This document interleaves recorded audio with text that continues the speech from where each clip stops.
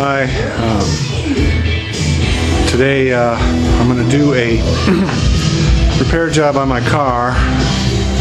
It would be that over there. And it has a coolant leak. And I'm not really sure where it's coming from, but it's dripping down on the motor mount on the passenger side. And from what I've read and understand about these cars, that's either the intake manifold gasket or the front cover. So I also have a lot of oil down there, so I've decided I'm going to change the front cover gasket. And I looked on YouTube and I didn't see any videos about that, so I figured I would go ahead and try to do this. This is the day after Christmas 2011, and that is the time right there. So I've read that it takes 6 hours to do this job. I don't believe it, but you never know. With me filming, it might take that long. And this is it's not too cold out. It's supposed to get up to 45 maybe today, around 3 o'clock. Being that it's 11:20 or 11:30, I think it's about 35 maybe. I'm not sure. But I'm going to go ahead and try to do this job. So if I make any blunders and mistakes, that's just the way it is. I'm a do-it-yourselfer extreme. I do not let anybody else do anything unless it's absolutely necessary. So I will pull the car in. So I got the car pulled in, and I have it set over to this side. I mean, I have room on this side so I can get in here, because this is the side where it is, since this is the front of the engine over here. And I also have printed out the repair procedure for pulling that off and replacing it. And according to what this says, basically you got to do all this and all this and down to 19. So 19 steps, that's it. You know, what could be easier than that?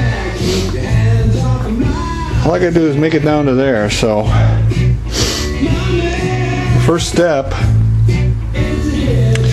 is disconnect the battery, and then I gotta drain the engine coolant and drain the engine oil. So, you know, I'm gonna go ahead and do that, and I'll let you know how I did it after I set it up and get it going. Well, okay, the ground on this thing is right down there, and in order to get to it, I had to move this stabilizer out of the way, loosen that bolt up there, and then I removed these two bolts, swung it out of the way. Now I can get down inside here and get this ground terminal off. It's easy to go overboard during the holidays. For example, we hired the world's greatest golf commentator, Scotty McDonald, to record this commercial for us. And this tool doesn't work very good because it's too hard to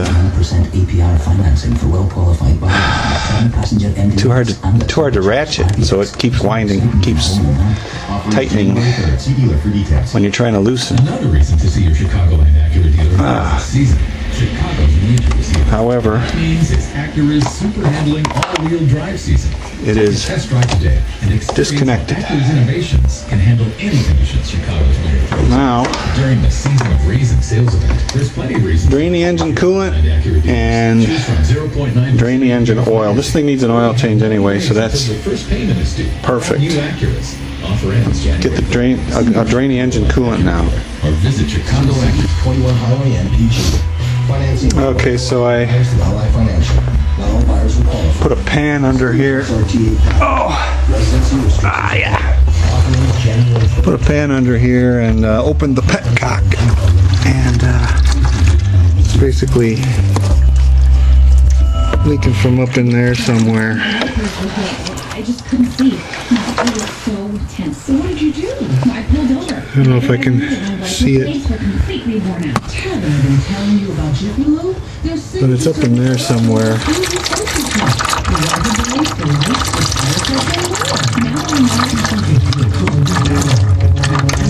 I don't know if you can see it.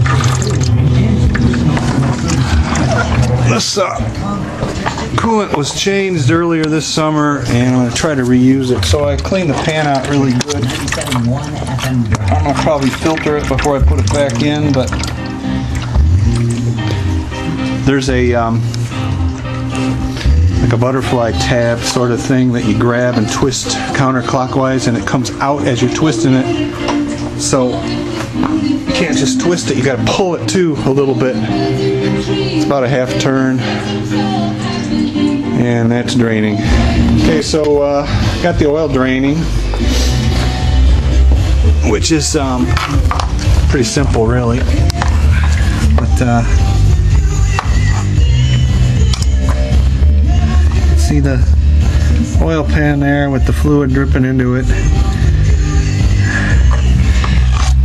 So that's draining out. I still got some antifreeze draining out.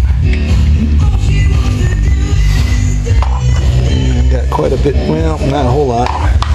Now that's going to drain the radiator, but then you gotta really want to get it out of the engine. Might have to open up a bleeder valve. So on the radiator hose, right here, it's a bleeder screw. That should release it out of the, well, maybe it'll release it out of the engine. So I'm going to go ahead and loosen that up and see what happens there. Battery in this camcorder may run out before I get this thing done. You don't want to lose these things because then you're really screwed. So what I like to do is take everything I take off the car and set it aside. I don't like to set it on the engine, on the car anywhere, because I might lose it. So I never put anything on the car if I can help it. Sometimes I do though, right here in the front. But hopefully that'll start draining everything. I took the cap off. I also noticed that the oil cap has no sludge in it, so that's definitely good. Bought this car for $500 in the summer of this year because the guy couldn't get it running. It was running really bad, and I just got it home and fixed it. Little things here and there, I got it running, but it's definitely in the third stage of its life, which is maintenance. First stage is buying the car and making payments, one or more payments. Very little trouble with the car. Then it goes into stage 2, which is no car payments and not very much maintenance. And finally stage 3, which is a lot of maintenance, to the point where it almost becomes no longer economical to fix it. In that case, you just push it to the junkyard and you're done with it. But these cars, if you take care of them, they last forever. This has 183,000 miles on it, and it runs really good, so I'm going to keep it as my spare car. So actually, now let's get back to business here. Next thing is got to remove the coolant recovery reservoir, which is that right there. So it looks to me like it's held in by a couple of bolts, and so I'm going to take that out. I'll let you know how that goes.